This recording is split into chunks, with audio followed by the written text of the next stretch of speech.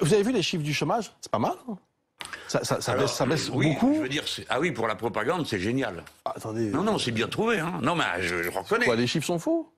Non, ils sont pas faux. Oh là là, comme vous y allez, monsieur. Là, vous me parlez de propagande. Tous les chiffres sont faux.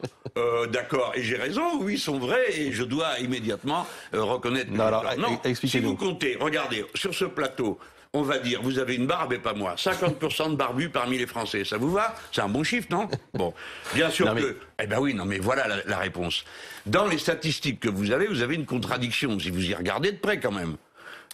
On vous dit, le chômage baisse, mais le nombre d'inscrits à Pôle emploi a augmenté de 200 000. Parce qu'il y a plusieurs catégories, parce que, bien sûr, vous avez raison, il y a toujours des nuances dans les chiffres. Pas une nuance. Mais il y a quand même une tendance. Vous y allez un peu fort, vous, la nuance. Parce que entre quelqu'un qui a un emploi avec un CDI à temps plein, d'accord, et quelqu'un qui a du temps partiel, qui tire la langue, qui aimerait bien avoir des heures de plus et qui va à Pôle emploi s'inscrire, s'il vous plaît, dites pas que c'est une nuance, c'est leur vie qui est en cause. Donc, ces chiffres sont des chiffres qui sont présentés suivant la norme dite du Bureau international du travail, qui est la plus dure. Elle ne compte quasiment personne, sauf ceux qui ne font rien. Donc vous dites pas de travail, attention, pas de boulot du tout. Vous dites attention à ces chiffres un peu en trompe-l'œil, si j'ai bien compris. Je dis que la misère est là, qu'il y a 10 millions de pauvres dans notre pays, qu'il y a 8 millions de personnes qui ont besoin de l'aide alimentaire, et que quand on balance des chiffres comme ça, on a l'air de dire aux gens « Ah, vous êtes dans la misère, c'est de votre faute ». Ben non, c'est pas de leur faute. Moi, c'est ça le message que je porte. Je veux leur dire, non, c'est pas de votre faute. On peut vivre autrement.